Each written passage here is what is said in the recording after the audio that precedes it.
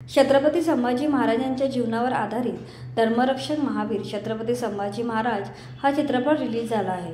मोठ्या स्केलवर बनवलेल्या या मूव्हीकडून खूप अपेक्षा होत्या। प्रेक्षकांच्या अपेक्षा हा सिनेमा पुरा करू शकला की नाही ते आपण पाहू। चला तर या सिनेमाच्या रिव्ह्यूला सुरुवात करूया। उर्विता प्रोडक्शनचा हा महत्त्वाकांक्षी चित्रपट आहे। 2 भागात बनलेल्या या चित्रपटाच्या प्रत्येक भागाचे बजेट 15 करोड रुपये आहे। हा आत्तापर्यंत मराठीत बनलेला सर्वात महागडा चित्रपट आहे। छत्रपती संभाजी महाराजांच्या जीवनावर असा महागडा चित्रपट बनवला जाणे म्हणजे मराठी प्रेक्षकांसाठी पर्वणी आहे। पहिल्या फ्रेमपासून चित्रपट मनाची पकड घेतो। चित्रपटाची सुरुवातच ॲक्शन सीनने होते। या सीनची कोरिओग्राफी, सिक्वेन्स, VFX एकदम टॉप नॉच आहेत। एखादा 500 करोडचा सिनेमा पाहिल्यासारखे वाटते। एवढ्या कमी बजेटमध्ये निर्मात्यांनी जबरदस्त ॲक्शन दाखवली आहे। छत्रपती शंभू महाराजांच्या जन्मापासून सिनेमाची सुरुवात होते। त्यावेळी चित्रपट थोडा संत होतो, मात्र चित्रपटातील डायलॉग जबरदस्त आहेत। त्यामुळे चित्रपट कधीही आपली पकड सोडत नाही। छत्रपती शिवाजी महाराज आणि छत्रपती संभाजी महाराज यांतील संवाद ऐकण्यासारखे आहेत। बाप मुलाचे नाते चांगल्या प्रकारे उलगडून दाखवले आहे। परंतु छत्रपती संभाजी महाराजांवर जे लहानपणी संस्कार झाले ते अधिक पाहायला मिळायला हवे होते। छत्रपती संभाजी महाराजांचे महान व्यक्तिमत्व त्यांच्या बालपणी झालेल्या संस्कारातून तयार झाले होते। त्यामुळे छत्रपती संभाजी महाराजांकडे असलेले युद्ध कौशल्य, हुशारी, निर्भयपणा हे गुण लहानपणीच्या संस्कारातून साकार झाले आहेत। चित्रपटात ते आपण मिस करतो। पुढे जास्त वेळ न घेता संभाजी महाराज मोठे झालेले दाखवले आहेत। चित्रपटात ठाकूर अनूप सिंग छत्रपती संभाजी महाराजांची प्रमुख भूमिका साकारत आहे।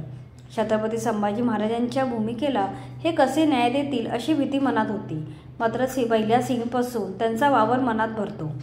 ते ठाकूर अनूप सिंग न वाटता साक्षात छत्रपती संभाजी महाराज वाटतात। यात त्या अभिनेत्याने आणि चित्रपटाच्या टीमने घेतलेली मेहनत दिसून येते।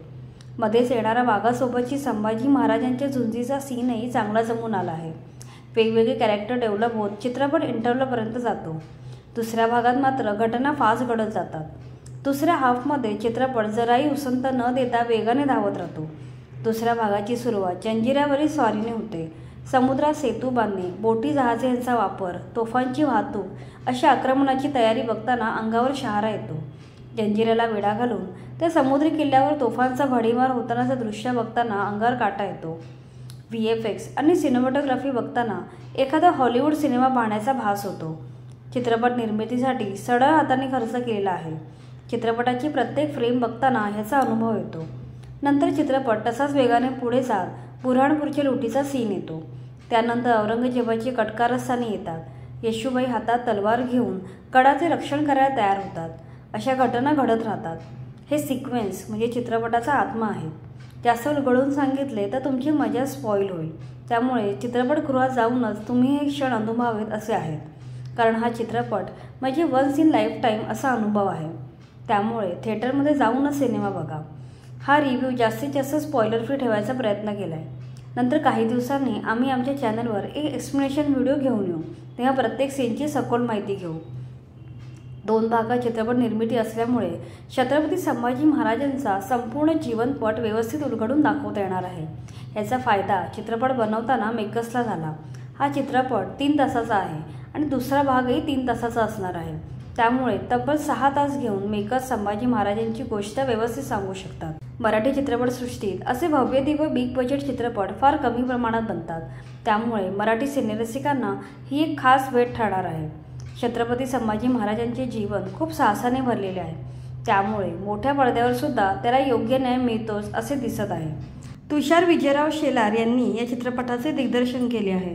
तानाजी आणि सरसेनापती हंबीरराव अशा तगड्या चित्रपटांचा त्यांना असिस्टंट डायरेक्शनचा अनुभव आहे। तो अनुभव पणाला लावून त्यांनी या चित्रपटात जीव ओतला आहे। गाणी पण जमून आली आहेत। बॅकग्राऊंड स्कोर जबरदस्त आहे। VFX आणि सिनेमॅटोग्राफी तगडी आहे। कथेची मांडणी काटेकोर आहे। एकूणच हा सिनेमा नसून मराठी माणसाची अस्मिता आहे। त्यामुळे आता एकच काम करा, लगेच तिकीट बुक करा, कारण हा सिनेमा हिट करणे आपली जबाबदारी आहे। एक जबरदस्त कलाकृती सादर करून मेकर्सने आपले काम चोख पार पाडले आहे। आता या कलाकृतीला डोक्यावर घेण्याचे काम अवघ्या महाराष्ट्राला करायचे आहे।